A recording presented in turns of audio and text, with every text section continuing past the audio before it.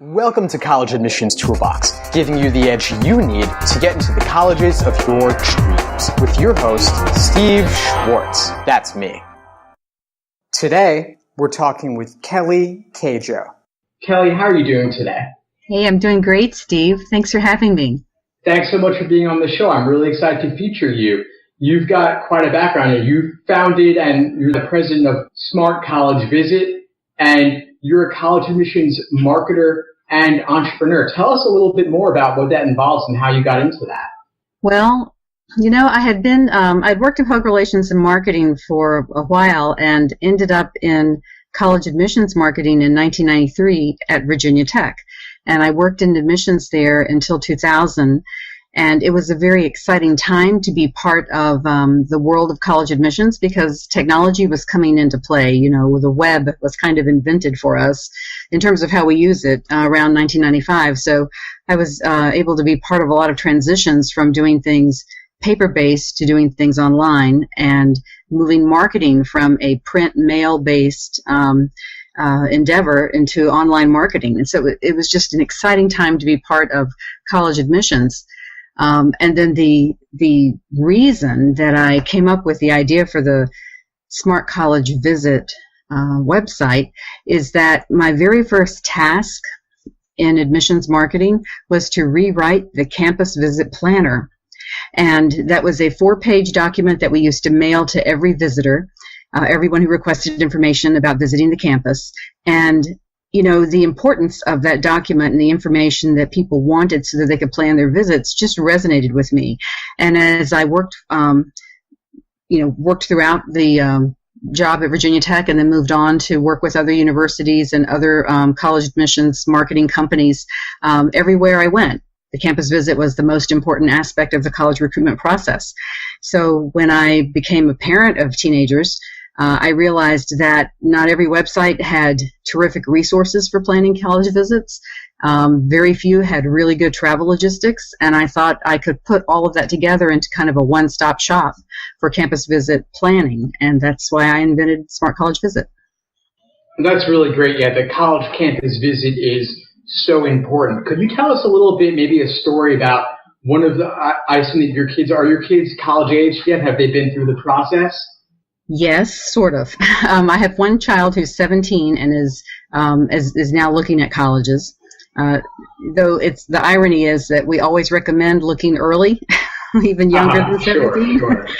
So, and then my daughter, who's 22, decided in her junior year that she did not want to go to college. She wanted to work and wanted to live on her own and figure a lot of things out, you know, and so she did all of that, and she's going to college this fall. So it was kind of exciting to, you know, be in this mix of things and how they evolve, and be one of those parents who, you know, has to even listen to my own advice that it's all going to work out.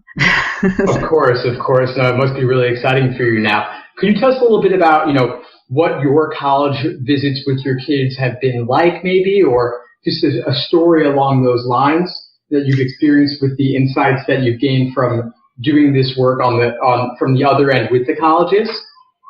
Yeah. So I do a lot of traveling, and whenever I can, in the past, whenever I could take my son with me, since he, you know, I assumed would be college bound, we would go visit colleges. And we had a visit to the University of Tampa when he was still in middle school. And he was resistant. He was like, "Oh, I don't want to do this." And I said, "If you're traveling with me, you have to visit colleges." So I had called ahead to let them know that we were coming. And they had a board where they would put the names of all the students who were visiting that day, a welcome board with their name on it. And they went ahead, even though we were coming last minute, and put my son's name up there. So when we walked in, the very first moment, he was like amazed that they knew his name and that they had put it there. And then the tour itself was student-led, and it was just myself, my son, and another guest, and a student who gave us a really in-depth tour of campus, answered all of our questions, and could really, you know, talk to my son as a student. So that was really great. But the best thing was when we were meeting with the associate director, and she spoke primarily to my son. You know, she didn't she kind of ignored me, and that was great because Oh, wow. he's the customer, so to speak. And so she talked with him, and she asked him, what did he like about the tour, and what did he think he wanted to major in? And, just really, it was about him. And that was a very, very special experience for him. And when the last thing she asked him in the interview was, where do you think you'd like to go to school? And he said, University of Tampa. Wow.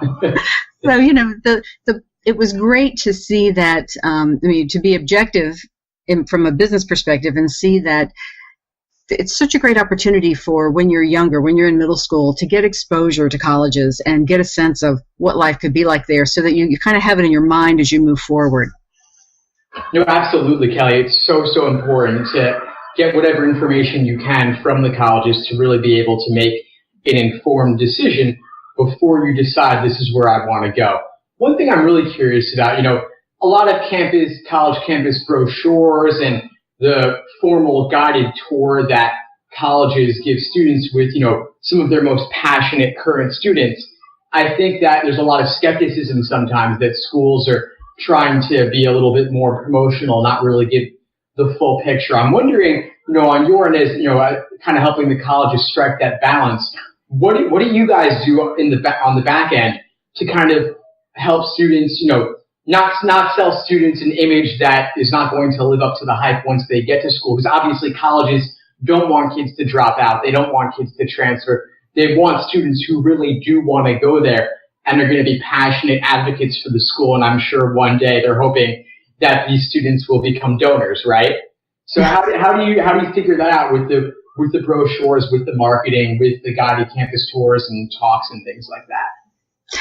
Well, first of all, I think visiting a lot of campuses is important, and by that I mean not even just the schools that are on your list of your top list of schools you want to apply to, but to take opportunities to visit schools that are within an hour's drive of your home. Anything that can give you more experience so that you can better evaluate when you're being sold, perhaps, and when you're just experiencing something that's real. And I think even if you can't do that and you go on a campus visit and maybe you only go on one or two, you need to speak with students who aren't leading the tour. You need to talk with other students on campus, and that will help you gauge, are they happy here? What's the experience been like for them? And most students are really happy and very receptive to answer questions about the school they're attending. No, absolutely. Just taking that step to walk around the campus, talk to kids in the dining hall, go to maybe some activities or talks if you can, and really just to get to talk to students on the ground where you're really going to get an unfiltered, raw, and real opinion. And obviously, don't just talk to one or two students. Talk to a half dozen if you can, so you can really get a cross-section of opinions. Because, any random student, could be an oddball, could say anything. Maybe you want to find a couple students who are going to pursue who are pursuing a major that maybe you're interested in, and that way you can really get some even more detailed help there. So that's really great advice, Kelly. Thanks so much for sharing that. If you're willing, I'm wondering if you could walk us through, kind of step by step, what goes into maybe making one of these campus brochures or some of these other materials, because I know that a lot of our listeners out there are going to be receiving tons of these catalogs from schools, and maybe they're wondering, what's the process that goes into making them? Sure. Well, there are some things that are, the students are going to see this when they get the brochures, that are standard. Certainly some type of geographical information. So whether it's a map, like a lot of brochures will have the location of the college and then kind of what's in a 4-hour radius around it. And that's really, it's kind of good, especially if you're not familiar with a school or you're looking at schools across the country. But so anyway, there's going to be something that's related to getting to campus. Usually there's overview of majors, whether it's a list or whether there's highlights of some top majors or what's popular this year. And then the thing that a lot of the brochures have are just the facts, they're key facts, which shows the breakdown with SAT scores, with gender, with financial aid, and all of that. And that's really great core information to have to help you compare schools when you get closer to making that decision about where to apply. Oh, definitely. It's really great stuff and good stuff to be aware of. The basics. Obviously, you want to know the basics. Sorry, go ahead, Kelly. I'm sorry. So yeah, those are the basics. But then other, colleges will take opportunities to showcase some unique things that their students are doing, whether it's in leadership roles or research or, other accomplishments that they're having, what kind of involvement they have on campus. And those are great stories, to read student profiles and, maybe there's something that will resonate with you. And I think schools like to showcase that. And they like to showcase what student life is like. Definitely. They love to use those anecdotes really to make it a little bit more real world. I'm wondering if you could take us to the moment in time of the worst college admissions moment you've seen or experienced, and tell us the story behind it, and then we could delve into some lessons learned related to it. For me personally, the worst moment was actually, and I know this is going to sound really light, but was when my daughter told me she wanted to apply to school in England, and I thought, wow. you would pick something I know nothing about. Yeah. So I felt like a first-generation parent, where this was a whole new experience, applying to a foreign country, finding out what's involved in getting a student visa, when things have to happen, and even though we speak the same language, there are still nuances that are different in word choice and spellings and the culture and things like that. So it's been a very interesting process. Also, England is in a centralized system. So when you apply to school, you're applying to you're doing one application to all the schools in the UK. That's a really different process than what we do here in the US. Absolutely, that's really interesting. No, I'm sure it's a totally new system to learn. I'm wondering, do you see, as a college admissions marketer, do you see any differences in how the schools might or might not market themselves out there in England? Oh, there are a lot of differences. Let's start with on-site visits to high schools. Some colleges do this. They have travel budgets, where their representatives can go and visit the high schools and meet students in person. And then you have schools that don't do that at all or do very little of that. And sometimes it's like I said, it can be due to budget constraints. So that's one difference. Another has to do with how many times somebody mails out a brochure or sends an email. And it's so easy today to oversend in terms of... Of course. I know when I was in college, I got flooded with those brochures, and I'm sure a lot of our listeners are currently going through that as well, or will be soon. Yeah, and students are pretty savvy, because they're really experts at using the technology that we're trying to use to reach them, and they know how to turn us off very quickly. So, definitely. It's a pretty competitive space to be in to try and reach the teen audience online, and which is why a lot of schools, or I don't want to say a lot, I'm seeing from our own experience that some schools are going to larger format postcard mailings, things that are going to get their beautiful campuses in front of people, because that's what, that kind of catches your eye when you get mail. And so, you still need a combination of print and online. Oh, definitely. I'm wondering if you're willing to share, I'm wondering if you've seen any examples on either end of the spectrum, best or worst practices you've seen a college or university engage in when it comes to marketing online, maybe on social media like Facebook or Twitter or Instagram or something like that. Anything stand out to you? I think I'm not going to be able to state any specific school in this, but sure, I understand. I know that there are schools that are responsive,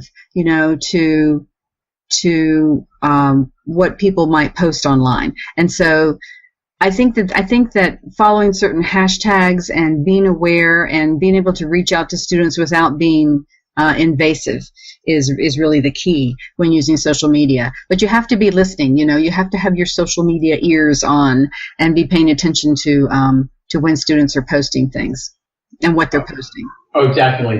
Have you ever seen schools engage in online message boards or forums like College Confidential or Reddit? Oh yeah, sure. And that's a great, students love that stuff. So that's a great place to meet them up.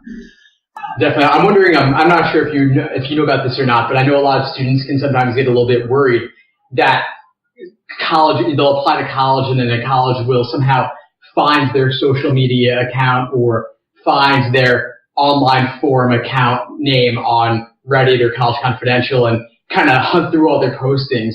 Have you ever seen a college do anything of that sort? You know, in our Twitter chat, campus chat, we often talk about social media behavior, and we have different experts chime in. We should all know that what's online stays online. So I don't think students are necessarily concerned. I don't think that they go that deep with their thoughts in general. That colleges are going to be researching them. In fact, we try to tell them that some colleges will, but for the most part, colleges are really, really busy. The admissions offices are usually inundated. There's never a dull moment in an admissions office. Yeah, they get inundated with different questions, right?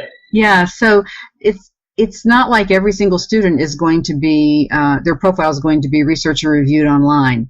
I think there are certain circumstances when this will happen. I think scholarship applications or scholarship reviewers may be inclined to review their scholarship applications. So some will and some won't. That's really what it boils down to. It's hard to know for sure, and better safe than sorry. I would imagine that maybe if you're applying for something really prestigious and there's a small applicant pool, maybe they will have the time to look a little bit more in depth into the specific students. But, I think maybe larger universities, for just a general college application, they're not going to have the time. They're already farming out a lot of application reviewing to outside consultants anyway, just because they don't have time to look at all of these, right? Well, it's true. I mean, when you get 20 to 30,000 applications, there's not going to be a lot of time to be researching college profiles for all those students. Oh, definitely. Absolutely. I'm wondering if you're willing, we can shift gears now into my favorite part of the interview, which is the lightning round. I'll ask you some rapid-fire questions. You give me some rapid-fire responses. Are you ready? Sure. Great. What's your number one piece of advice for the college admissions process? For students, it is don't wait until the last minute to prepare or to apply to college. Definitely. Solid. Early, everyone is always saying this, early is better, planning ahead is better. Definitely can't ever be emphasized enough. Could you share with us one habit that you believe contributes to college admissions success? Well, it kind of relates to what I just said, in that if a student takes 15 minutes a day to break up the work into small, manageable chunks, then the whole process is a lot less hectic. So whether it's making notes for your college essay, or whether it's getting your references together, or letters of recommendation from your guidance counselors, just all these little things, and if you do that towards college prep, your scholarship applications, and your admissions application, little chunks, it makes it a lot less stressful in the end. Comes back to the idea, a journey of 1,000 miles begins with a single step. Thanks so much for sharing that, Kelly. Could you share with us one online college admissions resource that you absolutely love? I really like NACAC, the National Association of College Admissions Counseling. While it's a membership association for college admissions professionals, their section on resources for students and parents is fantastic, and I think it's a tremendous resource. Oh, great. That's really something I think not enough students know about. So I'll definitely link to that one in the show notes. Thanks for sharing it. What's one book that you believe no college applicant should be without? I think that the book they should have even before they graduate high school and should definitely take with them to college is The Elements of Style by Strunk and White. Yeah, that's a really good one. Definitely, emphasizing that grammar, that diction, writing ability. What's next for you, Kelly? What are you working on these days? At Smart College Visit, we're all about travel and travel planning and colleges. And one of the tools that we developed is called the Smart Visit widget. And it's a tool that allows colleges to put travel tools on their website We know from working with parents that what they're interested in first when they're planning travel is finding a hotel near campus. And so we have created this widget that is geocoded to the college, each specific college in the country. And they can download the widget and put this geocoded travel tool box on their website and make it easy for parents or teens to plan their campus visits. Oh, wow, that sounds super useful. Yeah, logistics are such a big part of campus visit planning, so that sounds like this widget will definitely make things easier. We'll link to it in the show notes as well so colleges can check it out. Thanks so much for joining us, Kelly. Where can folks find you online? I'm at smartcollegevisit.com. Great. We'll link to it in the show notes for sure. Thank you so much. Take care. Thanks, Steve. Some of you guys were asking me about how you should go about getting feedback on your college essays and your college essay topics to start with. So I just wanted to give you some quick tips on this. Most people will tell you to just get feedback from friends, family, and teachers, but there are some major problems with this. I mean, sure, they can give advice and read drafts, but it can get kind of tricky sometimes. They know you personally, but the people reading your application don't. It can be hard to say no to these people you know and respect if you don't agree with the changes they want you to make. What you really need is feedback from people who haven't met you before, who can give you their real, honest, constructive criticism and advice to help you write the best essay possible. But at the end of the day, it's going to be your essay, and you need to be able to say no if you don't agree with one of their changes. So I really recommend getting feedback from people you don't know, or at least people you don't know very well. This way, you'll feel more comfortable disagreeing with them if you don't like the suggestions they make. So you're probably thinking, where do you find these people? I mean, one thing you could do is ask friends of friends, acquaintances, to exchange college essays, the sort of thing you review mine, I'll review yours. But another place you can find these people is, of course, the internet. I really think this is one of the best ways. There's just something about the internet that makes it easier for people to get really honest with their feedback and share what they really think about things. So I've built a small private online community where you can get feedback from other students who are going through the process right now. By working together with other students, you can share advice and get feedback on your college essays. You'll also get feedback on your college essays from me personally. This private online community is just one of several resources I've put together. They're all part of a course I've created to help you write effective college essays. You can join this community and sign up for the online college essay course at collegeadmissionstoolbox.com/essays.